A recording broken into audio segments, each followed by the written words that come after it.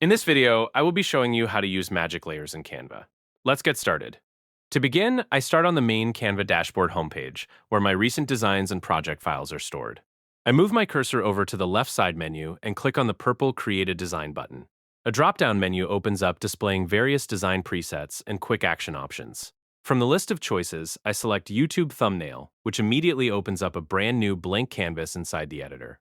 Now that the blank canvas is ready, I head over to the left sidebar menu and click on the Uploads tab to open my personal media library.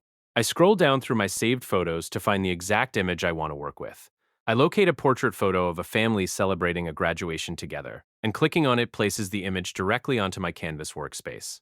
To make the photo fit the layout properly, I click on the image to select it, then click and drag the corner handles outward to expand its overall size. I adjust its position across the workspace until the photo is neatly centered and fills the frame comfortably before moving on to the next step. With the picture still selected, I move up to the top navigation bar and click on the Edit option. This opens the Edit Image control panel on the left side of the screen, where various AI editing tools are located.